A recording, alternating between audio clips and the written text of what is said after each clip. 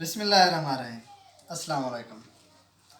Second year chemistry, chapter number 1, topic number 3। बच्चों, आज हमने डिस्कस करना है एटॉमिक रेडियस, आयोनिक रेडियस और आयोनाइजेशन एनर्जी के मुतालिक। सबसे पहले हम देख लेते हैं एटॉमिक रेडियस। हम जानते हैं कि जो एटम होता है वो स्फेरिकल इन शेप होता है। जिस तरह एक स्फेयर होता है यानी सर्कल होता है, इस तरह एक एटम होता है। एटम के सेंटर में न्यूक्लियस होता है और इसके इर्द गिर्द क्या होते हैं, शेल होते हैं जहां इलेक्ट्रॉन मूव करते हैं। तो इसका रेडियस मालूम करने के लिए एटॉमिक रेडियस की डेफिनेशन हम देख लेते हैं। Average distance between nucleus of the atom and its outermost shell. ये जो न्यूक्लियस है एटम का और इसका आउटर मोस्ट शेल है, इसके दरमियान जो एवरेज डिस्टेंस है, इसको हम कहते हैं एटॉमिक रेडियस। हम जानते हैं कि एटम बहुत ही छोटा पार्टिकल है, स्मॉल पार्टिकल है, ऑप्टिकल माइक्रोस्कोप से भी नहीं देखा जा सकता। तो इसको देखने के लिए हम मुख्तलिफ टेक्निक इस्तेमाल करते हैं। तो इनमें से एक ये टेक्निक है कि हम दो एटम को आपस में कंबाइन कर लेते हैं, तो उनके न्यूक्लियस के दरमियान का जो फासला है उसको जब हम हाफ कर देते हैं, जो हाफ डिस्टेंस होता है, इसको हम कहते हैं एटॉमिक रेडियस। अब हमें देखना है इसका ट्रेंड्स, एटॉमिक रेडियस का क्या ट्रेंड है। मैं पहले भी आपको बता चुका हूँ, जब हम ग्रुप में टॉप टू बॉटम मूव करते हैं तो एटम का जो साइज़ होता है वो इंक्रीज़ होता है। एटम का साइज़ ग्रुप में क्यों इंक्रीज़ होता है? क्योंकि जब हम नीचे मूव करते हैं तो इनके एटम के शेल की तादाद में इजाफा होता है। देखिए, ये इधर एक शेल है, इधर दो शेल, इधर तीन शेल। जब इसका साइज़ बढ़ता है तो एटॉमिक रेडियस भी बढ़ता है। इसका साइज़ कुछ बढ़ा, एटॉमिक रेडियस बढ़ गया इससे, तो इसका साइज़ मज़ीद बढ़ गया, तीन शेल हो गए, तो इसका एटॉमिक रेडियस भी बढ़ गया। पीरियड में जब हम मूव करते हैं तो एटम का जो साइज़ होता है वो डिक्रीज़ होता है। पीरियड में एटम का साइज़ डिक्रीज़ कैसे होता है? क्योंकि न्यूक्लियर चार्ज जो होता है वो उसका मैग्नीट्यूड, न्यूक्लियर चार्ज की मैग्नीट्यूड में इजाफा हो जाता है। न्यूक्लियर चार्ज के बढ़ जाने की वजह से न्यूक्लियस की इनवैलेंस इलेक्ट्रॉन पे क्या हो जाता है, अट्रैक्शन ज़्यादा हो जाती है। जब अट्रैक्शन ज़्यादा हो जाती है तो वो उन शेल को, इलेक्ट्रॉन को अपनी तरफ खींच लेते हैं, जिसकी वजह से जो एटम होता है उसका साइज़ कंट्रैक्ट हो जाता है, स्मॉल हो जाता है। देखिए इधर ये एटम, इसका साइज़ बड़ा है, इधर जाते हैं न्यूक्लियर चार्ज इजाफा हो गया तो साइज़ कम हो गया, इधर भी साइज़, यानी पीरियड में जब हम मूव करते हैं तो एटम के साइज़ कम होने की वजह से एटॉमिक रेडियस क्या होता है, कम हो जाता है। नेक्स्ट हमारे पास है आयोनिक रेडियस। जैसे हमने एटॉमिक रेडियस को देखा है, इसी तरह हम आयोनिक रेडियस को देखेंगे। इधर हमने एटम को लिया था और इधर हम आयन को लेंगे। आयन वो स्पीशीज़ होती है जिस पर पॉजिटिव या नेगेटिव चार्ज होता है। जिस स्पीशीज़ पे पॉजिटिव चार्ज होगा उसे हम कीटाइन कहेंगे और जिस स्पीशीज़ पे नेगेटिव चार्ज होगा उसे हम इनाइन कहेंगे।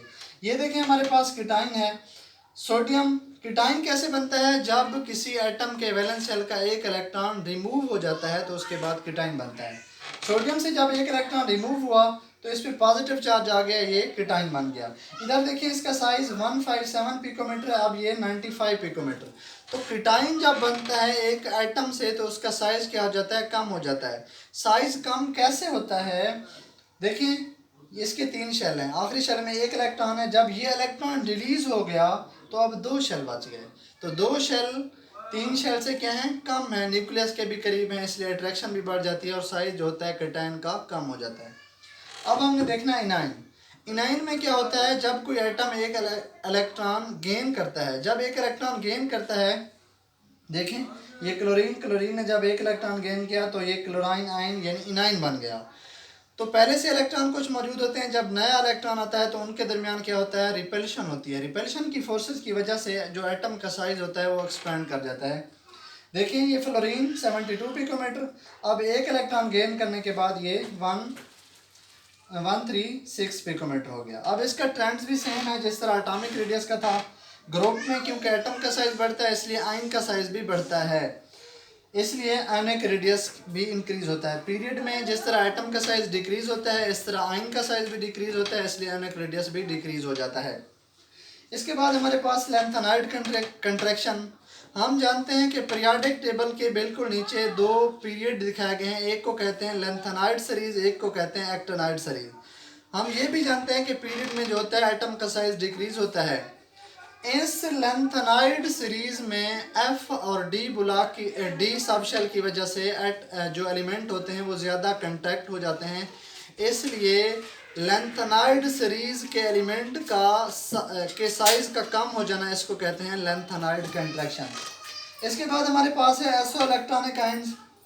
ऐसे आयंस जिनकी इलेक्ट्रॉनिक कन्फिगुरेशन एक जैसी होती है, ions which have same electronic configuration. जिस तरह हमारे पास हाइड्रोजन -1, यानी हाइड्रोजन के पास एक इलेक्ट्रॉन था तो एक इलेक्ट्रॉन उसने गेन किया, 2 हो गए। हीलियम के पास भी 2 हैं, लिथियम के पास 3 होते हैं लेकिन एक इलेक्ट्रॉन लूज करने के बाद इसके भी 2 बच गए।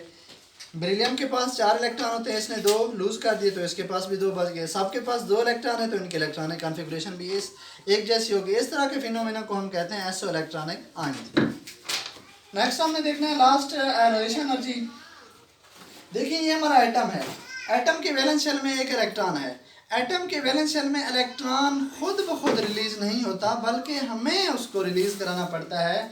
तो इसके वैलेंस शेल में एक इलेक्ट्रॉन को रिलीज करने के लिए हमें एनर्जी देनी पड़ती है। तो एटम के वैलेंस शेल के इलेक्ट्रॉन को रिलीज करने के लिए दरकार एनर्जी को हम क्या कहते हैं? आयोनाइजेशन एनर्जी कहते हैं।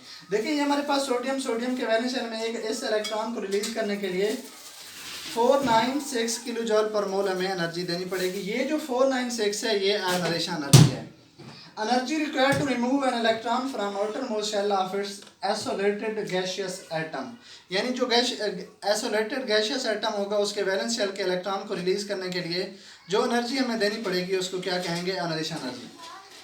एक होती है अगर हमारे पास वैलेंस शेल में फर्स्ट एक इलेक्ट्रॉन है तो उसको रिलीज करने के लिए जो एनर्जी होगी उसको फर्स्ट आयोनाइजेशन एनर्जी कहेंगे। अगर 2 इलेक्ट्रॉन होंगे तो वो दूसरे इलेक्ट्रॉन को रिलीज करने के लिए उसको हम कहेंगे सेकंड आयोनाइजेशन एनर्जी। इसकी एग्जांपल यूँ देख लेते हैं, मैग्नीशियम के पास टोटल 12 इलेक्ट्रॉन होते हैं तो इसके वैलेंस शेल में 2 इलेक्ट्रॉन। अगर एक शेल को सब शेल में तकसीम कर दें तो एक सब शेल में एक इलेक्ट्रॉन, दूसरे में एक। तो सबसे पहले वैलेंस सब शेल के इलेक्ट्रॉन को रिलीज करने के लिए एनर्जी जो देंगे हम उसको फर्स्ट आयोनाइजेशन एनर्जी। इस तरह इसके पास ये एक इलेक्ट्रॉन रह जाएगा। अब एटम का साइज क्या हो गया? कम हो गया, न्यूक्लियस की अट्रैक्शन ज़्यादा हो गई है। तो अब इस इलेक्ट्रॉन को रिलीज करने के लिए हमें ज़्यादा एनर्जी देनी पड़ेगी, इसको कहते हैं सेकंड आयोनाइजेशन एनर्जी। हमेशा second ionisation first ionisation energy से ज़्यादा होती है, थर्ड आयोनाइजेशन एनर्जी सेकंड से ज़्यादा होती है। अब इसके देख लेते हैं फैक्टर। इसके 3 फैक्टर हैं, magnitude of nuclear charge, size of atom, shielding effect. ये जो हमारे पास मैग्नीट्यूड ऑफ न्यूक्लियर चार्ज है, जब किसी भी एटम का न्यूक्लियर चार्ज ज़्यादा होगा तो उसके वैलेंस शेल के इलेक्ट्रॉन को रिलीज करने के लिए ज़्यादा एनर्जी देनी पड़ेगी, इसलिए आयोनाइजेशन एनर्जी क्या होगी? ज़्यादा होगी। जब चार्ज कम होगा तो न्यूक्लियस की वैलेंस शेल इलेक्ट्रॉन पर अट्रैक्शन जो होगी वो कम होगी, इसलिए वो इजीली रिमूव हो जाएंगे, इसलिए आयोनाइजेशन एनर्जी क्या होगी? कम होगी। साइज ऑफ एटम, जब एटम का साइज बड़ा होगा तो न्यूक्लियस के इलेक्ट्रॉन पर अट्रैक्शन कम होगी, इसलिए उनको रिलीज करने के लिए थोड़ी एनर्जी देंगे, वही जो हमारी कम एनर्जी होगी वह आयोनाइजेशन एनर्जी होगी। जब एटम का साइज कम हो जाएगा तो न्यूक्लियस की अट्रैक्शन इलेक्ट्रॉन पे ज़्यादा हो जाएगी, इसलिए उनको रिलीज करने के लिए हमें ज़्यादा एनर्जी देनी पड़ेगी, इसलिए जो छोटे साइज के एटम होते हैं उनकी आयोनाइजेशन एनर्जी ज़्यादा होती है। नेक्स्ट हमारे पास शील्डिंग इफेक्ट है। शील्डिंग इफेक्ट क्या है? हमारे पास जो एक एटम होता है, ये एक एटम है तो इसके न्यूक्लियस और वैलेंस शेल के इलेक्ट्रॉन के दरमियान भी इलेक्ट्रॉन है। इन इलेक्ट्रॉन की रिपेल्शन को हम कहते हैं शील्डिंग इफेक्ट। शील्डिंग इफेक्ट भी आयोनाइजेशन एनर्जी पे डिपेंड करती है। आयोनाइजेशन एनर्जी जो है वो शील्डिंग इफेक्ट पे डिपेंड करती है। नेक्स्ट इसका हमने लास्ट ट्रेंड देखना है, ग्रुप के अंदर ट्रेंड देखना है और पीरियड में। ग्रुप, ये तो हमें पहले से पता है, जब हम ग्रुप में टॉप टू बॉटम मूव करते हैं तो एटम का साइज इंक्रीज होता है। जब एटम का साइज इंक्रीज होता है तो न्यूक्लियस की अट्रैक्शन जो होती है वो कम हो जाती है, इसलिए उनको रिलीज करना आसान। ये देखें एटम का साइज कम है, इस न्यूक्लियस के इलेक्ट्रॉन पे अट्रैक्शन ज़्यादा है तो इसको रिलीज करने के लिए ज़्यादा एनर्जी देनी पड़ेगी। जब नीचे आएंगे तो इस न्यूक्लियस के इलेक्ट्रॉन पे अट्रैक्शन कम हो जाएगी तो थोड़ी एनर्जी देनी पड़ेगी, इस पे मजीद अट्रैक्शन कम हो जाएगी तो उससे थोड़ी एनर्जी देनी पड़ेगी। मीन ग्रुप में हम इलेक्ट्रॉन को रिलीज करने के लिए थोड़ी एनर्जी देंगे तो वो इलेक्ट्रॉन रिलीज हो जाएंगे, इसलिए ग्रुप में टॉप टू बॉटम जब हम आएंगे तो आयोनाइजेशन एनर्जी डिक्रीज होगी। जब हम पीरियड में मूव करते हैं तो एटम का साइज डिक्रीज होता है। जब एटम का साइज डिक्रीज होता है तो न्यूक्लियस की अट्रैक्शन उन इलेक्ट्रॉन पे बढ़ती चली जाती है। देखिए इधर ये एटम का साइज बड़ा है तो इस न्यूक्लियस की इन इलेक्ट्रॉन पे अट्रैक्शन ज़्यादा है, ठीक हो गया। अब इधर इस न्यूक्लियस के इस इलेक्ट्रॉन पर अट्रैक्शन कम है। अब इधर एटम का साइज कम हो गया, अट्रैक्शन बढ़ती गई, इसको रिलीज़ करने के लिए थोड़ी एनर्जी की ज़रूरत होगी। अब इसको यानी साइज़ मज़ीद कम हो गया तो न्यूक्लियस की अट्रैक्शन भी मज़ीद कम हो गई, तो ये जो इलेक्ट्रॉन होंगे इनको रिलीज़ करने के लिए ज़्यादा एनर्जी की ज़रूरत होगी। इसलिए ये इसका रिज़ल्ट हम निकालते हैं कि ग्रुप में आयोनाइजेशन एनर्जी कम होती है और पीरियड में आयोनाइजेशन एनर्जी बढ़ती है।